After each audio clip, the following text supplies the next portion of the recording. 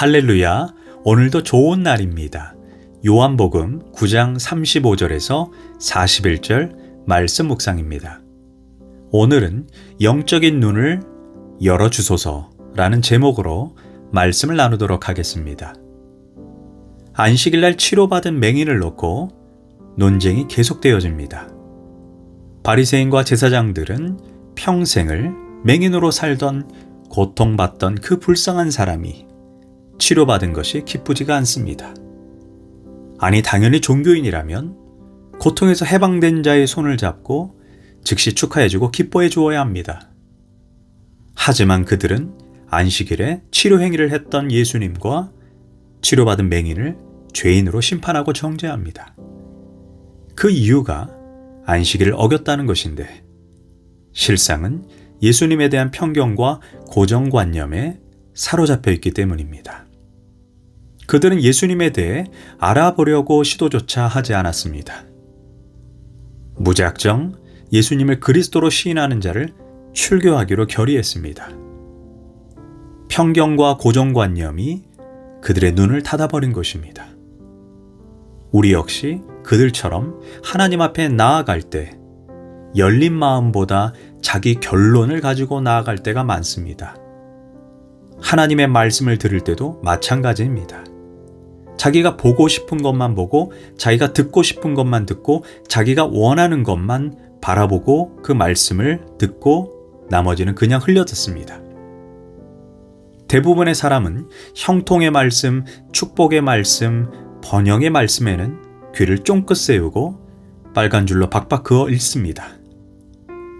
그러나 회개의 말씀, 징계의 말씀, 책망의 말씀에는 별로 관심을 가지지 않습니다. 그러니 변화가 일어나지 않는 것입니다. 때때로 하나님은 내게 책망할 말씀이 있어서 그 말씀을 내 눈에 가져다 놓으십니다. 그럼에도 불구하고 나는 축복의 말씀, 형통의 말씀에만 관심을 가진다면 그것이 사실 저주가 아니겠습니까? 그래서 우리는 성령을 통해 우리의 영적인 눈이 열어져야 합니다. 결국 안타깝게 바리새인과 제사장들은 치유받은 맹인을 출교시켜버린다는 것입니다. 예수님은 그런 그를 찾아가십니다. 그리고 이제 육적인 눈뿐만 아니라 영적인 눈까지 열어주십니다. 그는 처음에 예수님을 향해 어떤 사람이라고 했지만 급기야 당신은 하나님께로부터 오신 선지자라고 했습니다. 그러나 이제는 주여 내가 믿나이다로 발전합니다.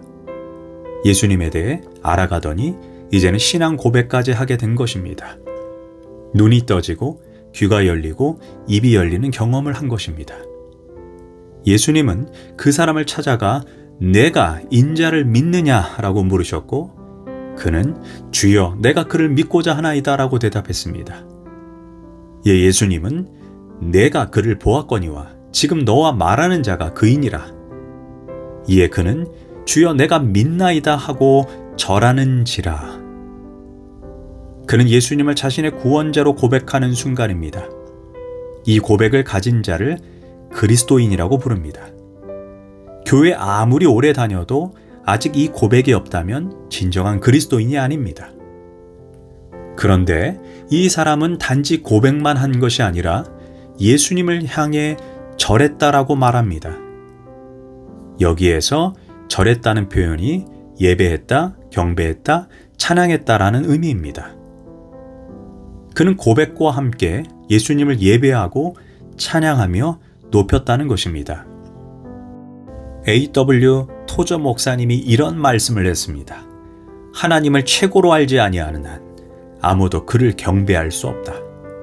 다시 말하면 하나님을 최고로 알고 예수님이 하나님이심을 믿는 자라야 예배할 수 있다는 것입니다. 혹시 당신의 마음속에 예배하고 싶은 강력한 충동이 없습니까? 그렇다면 당신은 예수님이 하나님의 아들 되심을 제대로 믿는 것이 아닙니다. 입으로는 주여 주여 하지만 실상은 그의 영광을 보지 못한 것입니다. 예수님 외에 다른 엉뚱한 것에 마음을 빼앗겨 예수님을 향한 사랑이 차갑게 식어 있는 것입니다. 만약 이와 같은 모순에 빠져 있다면 예수님 앞에서 자신을 돌아봐야 합니다. 집에 앉아 있을 때든지 아무도 없는 자리든지 주여 내가 믿습니다. 예수님은 하나님이심을 믿습니다. 라고 고백할 때면 언제나 예수님을 높이고 경배하고 최고의 사랑을 드리고자 하는 예배자의 심정이 뜨겁게 타올라야 합니다. 그 믿음이 진짜 믿음입니다. 우리가 예배라고 하면 꼭 주일날 함께 드리는 예배만 생각해서는 안 됩니다. 우리의 삶 전부가 하나님을 향한 신령한 예배가 되어야 합니다. 믿음의 고백은 언제 어디서나 가능한 것처럼 우리의 심령 역시 언제 어디서나 예배자의 심정이 타올라야 합니다. 심지어 병상에 있을 때라도 고통으로 일그러진 얼굴을 가지고서라도 예수님 믿습니다.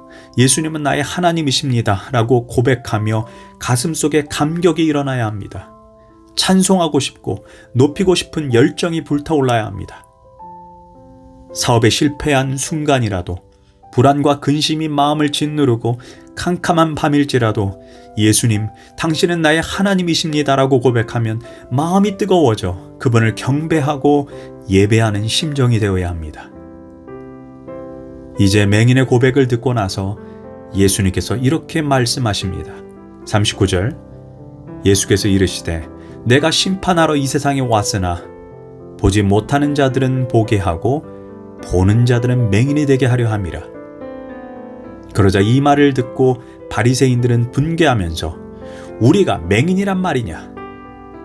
이에 예수님은 너희가 맹인이 되었다라면 죄가 없으려니와 본다고 하니 너희 죄가 그대로 있느니라. 스스로 죄가 없다고 하니 죄를 용서해 주는 예수님이 필요 없습니다.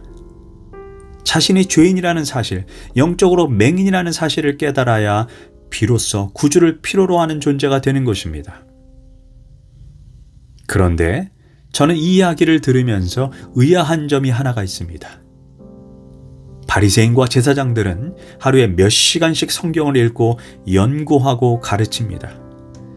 심지어 일상의 삶 가운데 머리와 손목에 말씀 박스인 테펠라를 붙이고 다니면서 시시때때로 꺼내어 말씀을 암송합니다. 그런 태도로 그들은 메시아를 기다렸습니다. 그러나 정작 메시아가 왔을 때 그들은 영적인 맹인으로 예수님을 알아보지 못하고 정죄하고 결국 십자가에 못 박아 버린 것입니다. 반대로 평생 성경 한 번 본 적 없는 맹인은 예수님을 그리스도로 알아보았다는 것입니다. 눈이 있다고 보는 것이 아닙니다. 영적인 눈이 닫혀 있으면 봐야 될 것을 보지 못하는 것입니다. 우리가 성경을 읽는다고 깨닫는 것이 아닙니다. 영적인 눈이 닫혀 있다면 아무 소용이 없는 것입니다.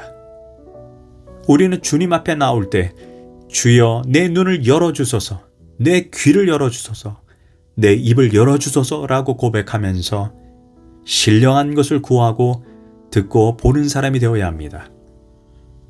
찬송가 366장처럼 영적인 눈이 열어지길 소망합니다. 어두운 내 눈 밝히사 진리를 보게 하소서. 진리의 열쇠 내게 주사 참빛을 찾게 하소서. 깊으신 뜻을 알고자 엎드려 기다리오니 내 눈을 뜨게 하소서. 성령이여. 막혀진 내 귀 여시사 주님의 귀한 음성을 이 귀로 밝히 들을 때 내 기쁨 한량 없겠네. 내 귀를 열어주소서. 성령이여. 봉해진 내 입 여시사 복음을 널리 전하고 차가운 내 마음 녹여주사 사랑을 하게 하소서. 내 입을 열어주소서. 성령이여. 기도하겠습니다.